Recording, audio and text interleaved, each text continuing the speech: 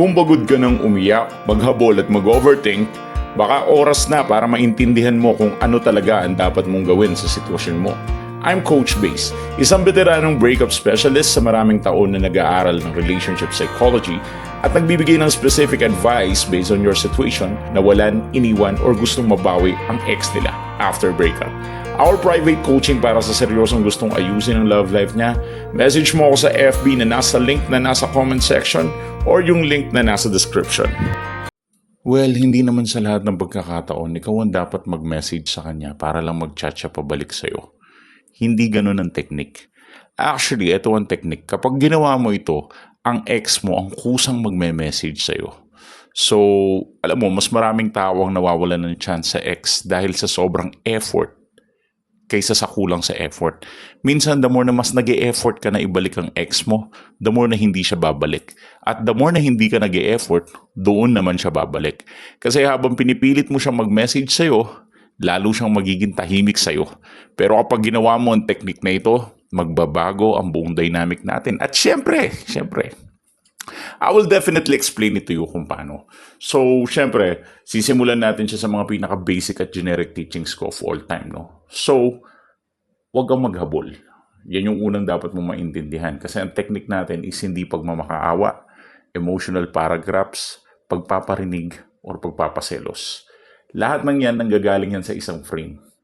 Pero, kapag ang energy mo, binago natin, dito, magkakaroon ng changes sa kanya. So, ang technique natin ay dalawa. Pero una, sasabihin ko munang una, ang technique natin na una, syempre, sobrang basic lang. Alam nyo na yan, brothers and sisters, lahat na nakikinig sa akin, hindi na bago sa inyo to. Bawiin nyo ang availability nyo. Dahil yan yung center ng buong strategy.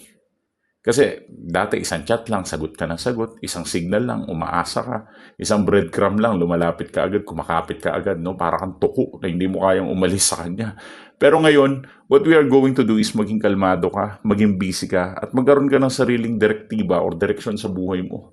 Kasi higit sa lahat, ipakita mo rin naman sa ex mo na hindi umiikot yung araw mo sa kanya. Ipakita mo rin sa kanya na napaka-high value mo naman. Huwag naman lagi-lagi available ka, no? So, bigyan natin siya ng ganitong uri ng workout. At syempre, bakit ba ito nag-work? Kasi pag binago mo yung tanong sa isip niya, kung dati kasi, alam mo laging tanong sa isip ng ex mo, paano kanya iiwasan eh? Paano kaya iiwasan tong lalaki na to? Paano kaya iiwasan tong babae na to? Habol ng habol. Ganon yung ano niya sa isip niya eh, kung paano kanya i-disregard, kung paano kanya gagawing walang kwentang tao, kung paano kanya hihiwalayan, at kung paano kanya lalayuan. Yan yung laman ng isip niya, yun yung gusto niyang gawin sa'yo. Kaya ngayon, once na nagbago ka ng availability, syempre i-start na magtanong yan kung bakit parang wala ka na. Syempre, yan yung pangalawang tanong, dyan nagiging mapanganib ka sa kanya. Kasi nagkakaroon siya ng curiosity at magsisimulang mag-isip siya para sa'yo. Imagine, kung chat ka ng chat, every time na nag-chat siya, lagi kang available, iisipin niya kung paano kanya dispatchahin. Kung paano ka mawala. Sana umalis ka na lang sa buhay niya, sana mawala ka na. Yun yung mga panalangin niya sa isip niya, di ba? Pero, kapag nilesen mo yung availability mo, matatamaan yung insecurity niya. Matatamaan yung ego niya. At higit sa lahat, madudurog yung pride niya. At dun ito mag-work. Ngayon, ang psychology ng kusang pagme-message, kapag walang tao na gustong makaramdam nito, syempre, ang mangyayari sa kanya is mas lalo siyang mahihirapang kalimutan ka kasi nga naaalala ka niya na hindi ka nag-message. Mas madali ka niyang makakalimutan kapag message ka na message sa kanya. Ganun lang kasimple dito. Kasi yung mali ng karamihan, ginagawa nila, nagiging tahimik lang sila sa loob ng 2 araw, 3 araw, tapos pauulanan ulit na message yung ex. Huwag ganun. Okay? Huwag mong gagawin yun. So, ang technique lang doon is tumigil sa paghabol. Sobrang basic. Pero yung pangalawa, hindi siya ganun ka-basic. Pero unang strategy natin is tumigil ka lang sa paghahabol. That's it, pansit. Okay? That's it, pansit. Tumigil ka sa paghahabol.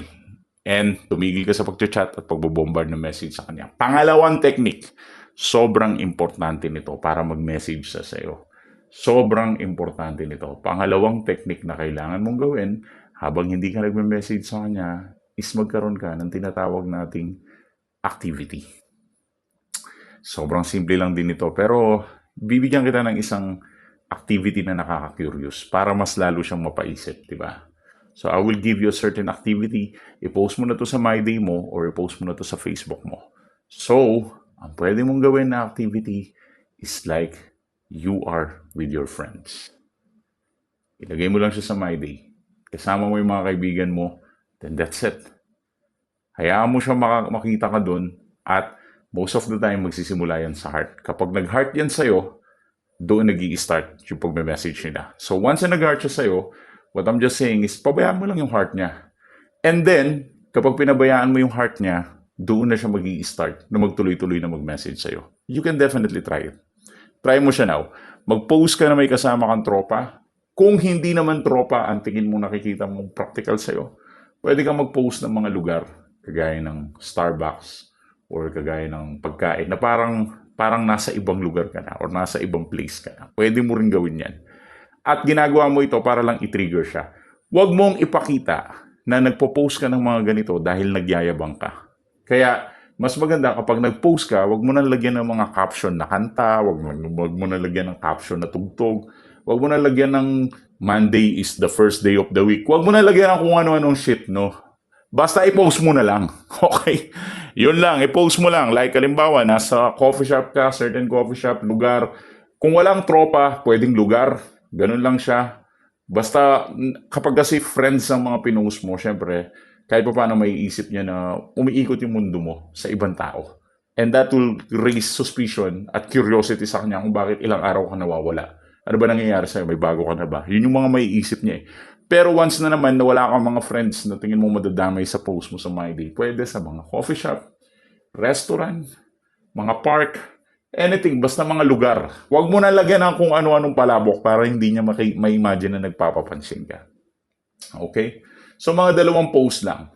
Post mo lang yung mismong coffee shop or post mo lang yung mismong restaurant or yung park, post mo lang yun. Tapos yung pangalawang picture naman dun is syempre, post mo yung sarili mo na kunyari nandun ka lang. And that's it. That's so simple, pansit. That's the second one. Mag-post ka lang ng something like ganun.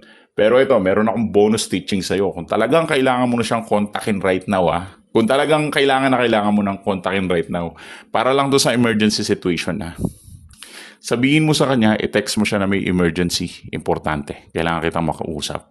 Or, i-text mo siya or i-chat mo siya na meron akong sasabihin sobrang importante sa'yo. Or, i-chat mo siya na meron kang kailangan malaman. Ganun lang. Pili ka na lang doon. Pwede mo siyang i-chat na emergency, may sasabihin ka, or may kailangan siyang malaman sa'yo.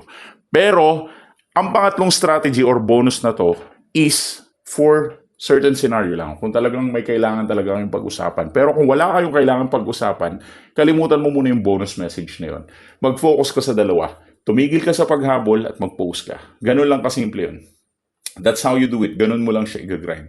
Pero syempre, marami pang tanong, paano coach pag naka-block ako? Paano pag ganito? Paano pag ganyan? Syempre, hindi ko yan masasagot sa isang video lang. Kaya napakaraming videos dito sa Philippine Dating Coach. Pero kung di ka pa satisfied, give us a message sa Philippine Dating Coach. Nandyan sa YouTube comment section yung link ng one-on-one coaching. Dahil yun yung pinaka-healthy na pwede mong gawin ngayon. Thanks for watching.